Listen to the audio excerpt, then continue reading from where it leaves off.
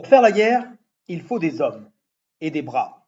Le premier impératif moral qui s'impose à tout membre de la race nordique est ainsi de procréer. Selon les auteurs nazis qui s'intéressent à la question, médecins, historiens, juristes, anthropologues, la procréation germanique était jadis heureuse, polygamique et eugénique. En un mot, naturelle. Heureuse car libre. L'antiquité de la race germanique, que ce soit au nord ou au sud, apparaît aux auteurs nazis comme un paradis perdu, dont l'homme aurait été chassé, non pas en raison d'un quelconque péché originel, mais à cause d'une aliénation culturelle, celle du christianisme, doctrine orientale importée des déserts qui est venue dévaster culturellement, démographiquement et géographiquement le Nord. Jadis donc, l'homme germanique aimait la nature autour de lui, et la nature en lui.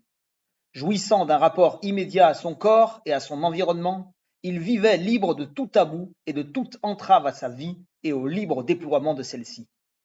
Vivant nu, l'homme germanique et grec vivait innocent, dans la plénitude d'une totalité, celle de l'homme complet, à la fois saint de corps et saint d'esprit. Vivant bien et vivant le bien, l'homme germanique originel, qui habitait ce paradis désormais perdu, a été aliéné par le christianisme. Aliéné au sens propre, car il a été rendu étranger à lui-même. L'homme germanique, à cause du christianisme, est ainsi privé de l'usage libre et innocent de son corps.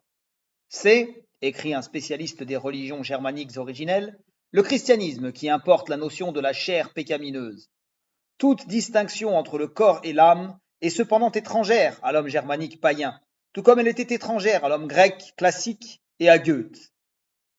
L'auteur ajoute que tout idéal de mortification du corps pour exalter l'âme et toute conception du corps comme prison pour l'âme trouve dans le Siegfried germanique un antipode encore plus inconciliable que dans l'Apollon grec.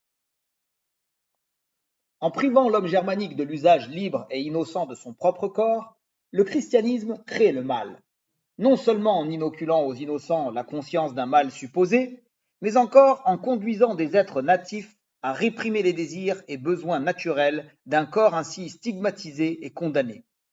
Ce qui apparaissait naturel et bon est désormais interdit. Hommes et femmes ne se baigneront plus nus ensemble. La gymnastique grecque perdra son sens étymologique. Gymnos veut dire nu. Et la sexualité, auparavant libre, sera contrainte et enserrée dans un inextricable réseau de normes qui dicteront quand s'accoupler, comment et avec qui, la première de ces normes étant, bien entendu, l'impératif monogamie. Selon les nazis, en effet, la sexualité germanique était aussi libre et innocente que la pratique du corps nu.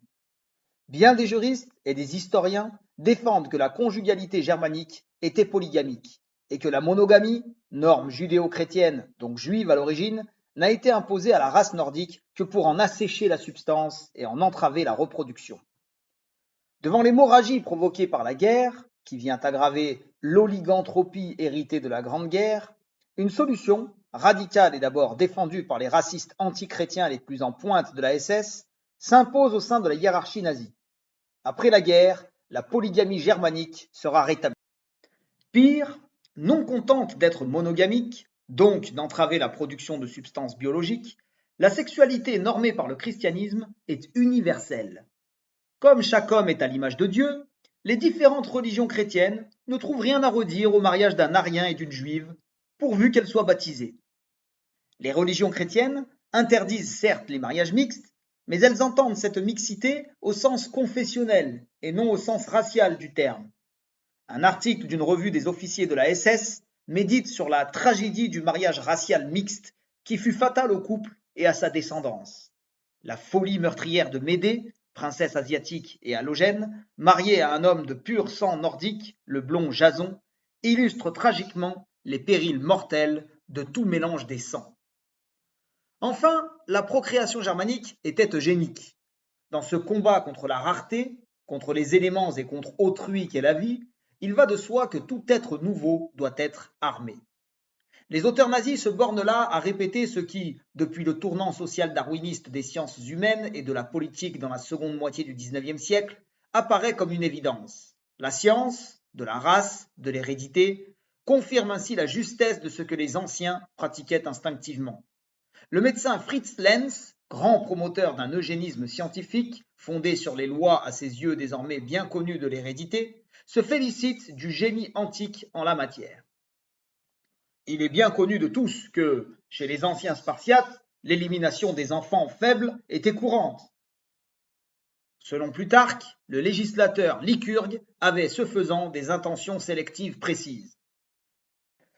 Cette pratique spartiate n'est pas bornée au périmètre de la seule Lacédémone. Elle exprime bien plutôt une vérité de la race nordique. On a largement pratiqué, dans l'Antiquité classique, l'élimination des enfants, et cette pratique était libre. Cette coutume semble avoir été un caractère de la race indo-germanique, en Grèce comme à Rome, où même le doux Sénèque est censé s'être fait l'avocat résolu d'une euthanasie des enfants faibles ou difformes. Nous noyons le faible et le difforme, ce n'est pas du fanatisme, mais de la raison que de séparer le viable du non viable. Lenz, qui est conscient que, dans un contexte judéo-chrétien et kantien, dans l'univers moral donc du monde germanique, les maximes et pratiques de l'eugénisme sont choquantes, argue ainsi d'une double légitimité, celle de la science, depuis Mendel et Darwin, et celle de l'essence, de la race, c'est-à-dire celle de la tradition la plus archaïque et de la modernité la plus en pointe. Dire que les anciens pratiquaient le meurtre des enfants non viables, c'est non seulement faire appel au prestige contraignant de l'argument d'autorité, mais aussi montrer que, par son instinct naturel, la race germanique avait déjà anticipé ce que la raison, la science, a démontré des millénaires plus tard. En tuant des enfants malades, on est ainsi fidèle à la race, à sa plurimillénaire vérité, mais aussi à la science. Les 12 humanistes visés par Lenz sont ainsi pris à leur propre jeu, eux qui ne jurent que par les auteurs antiques. Dans ses discours et ses écrits, Adolf Hitler ne dit pas autre chose, comme dans ce texte issu du Zweites Buch. Les Spartiates étaient jadis capables de prendre des mesures aussi sages, contrairement à notre pauvre bourgeoisie hypocritement sentimentale. La domination des 6000 Spartiates sur les 350 000 Ilotes n'était pensable qu'en raison de la valeur raciale supérieure des Spartiates. Mais cette dernière était le résultat d'une protection de la race très pensée, de telle sorte que nous devons considérer l'État spartiate comme le premier État raciste de l'histoire. L'élimination des enfants malades, faibles et difformes, j'entends par là leur extermination, était 1000 fois plus digne, 1000 fois plus humaine en réalité, que la pathétique sottise de notre temps, qui consiste à maintenir en vie les sujets les plus malades, et de les maintenir en vie à n'importe quel prix, pendant que l'on assassine des centaines de milliers d'enfants par la réduction des naissances ou par l'avortement. On aboutit tout simplement à créer une espèce composée de dégénérés criblés de pathologies.